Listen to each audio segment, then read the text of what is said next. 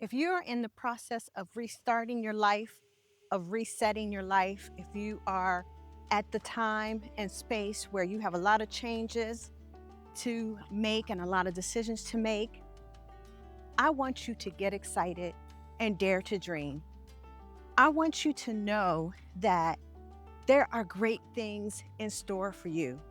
And even if the reason that you are having to make changes is from a negative thing, if it's from a negative space, like a death, a sickness, a breakup, a financial setback, I want to encourage you that trouble doesn't last always.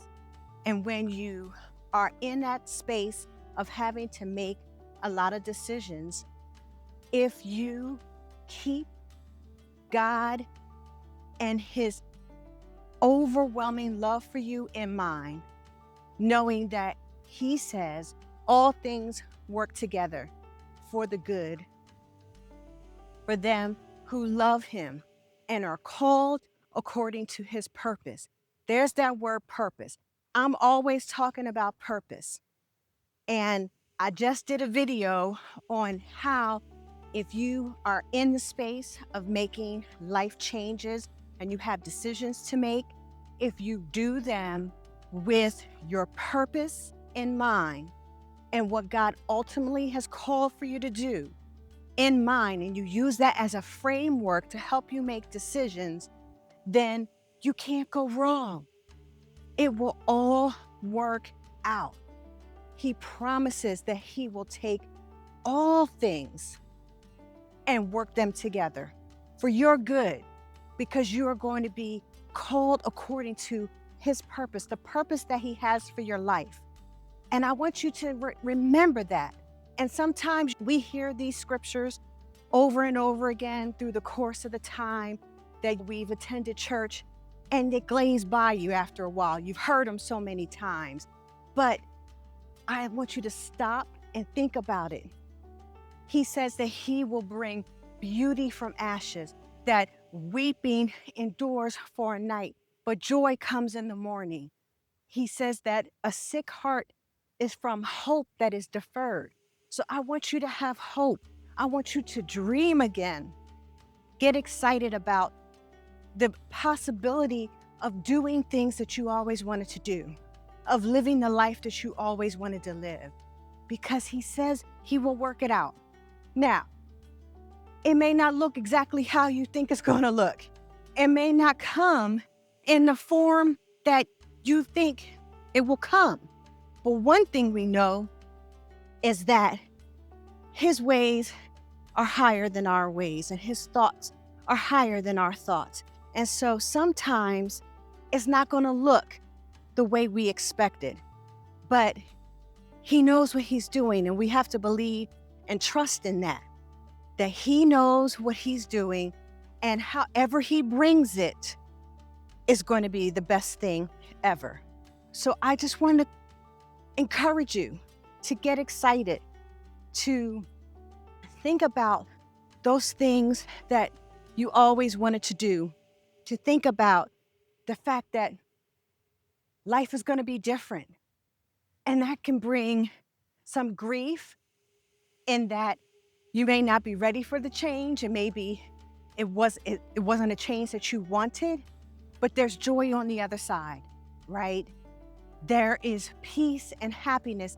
It is possible that it can come out of a really bad situation, and it can be on the other side. So be open, have an open mind. One of the things that I hear so many women say, and I'm one of them, is how hard it is to make friends, especially in your later years. I know for me, a lot of the friends that I had in my 20s and 30s were the moms of my kids' friends. And then as the kids got older and everybody kind of dispersed and went their different ways to college or whatever, I don't have that friend group anymore. The kids aren't getting together like they used to. And so now the moms aren't. And so I found that my role and season in life has changed. And so I was saying, God, I want to meet women that are in my stage of life so that we can do similar things. Meaning, if I were to meet a young lady or a mom with young kids, she's not going to be able to just pick up and go and do a weekend trip, a girls' trip, or anything like that because she's in a different phase of life, which is completely understandable. And I've been praying that prayer for years, and nobody was coming. Nobody was coming. Nobody was coming. I'm not meeting any new people. And then I just recently, a young lady and her husband started to attend our church. And to be quite honest with you, there are a lot of older people in our congregation. So I'm actually one of the younger ones, believe it or not, and she's younger than I am. Well, I just wanted to be friendly and welcoming her to the church and so forth. And so I said, well, let's just grab lunch or something sometime. And we did that last weekend, and we had the best time. We had so much fun getting to know each other. And I just thought to myself, if I had just been closed-minded and continued to say, well, Lord, I want this person to be somebody in my stage of life, somebody in my age range, then I would have missed out on what I think is going to be a great friendship. She's 20 years younger than I am, and she's got a 2-year-old, and I don't have any young kids at home. But I think we are going to hit it off and be really good friends. And it's something that I need in my life. And she said she's only been in New Jersey for 4 years, and no, she doesn't have any family here. So I think we're going to be really good friends. And so I say that to say, don't box God in. Get excited. There are good and great things coming on the other side of resetting. And even in the midst of you resetting, I'm still resetting and restarting my life and trying to figure out what do my 50s as a single woman with no kids going into menopause. What does that look like? Going back into the workforce. What does that look like? Caring for a 91-year-old mom with dementia. What does this new era of life look like? And I could focus on the negatives, that it's easy to start to think, well,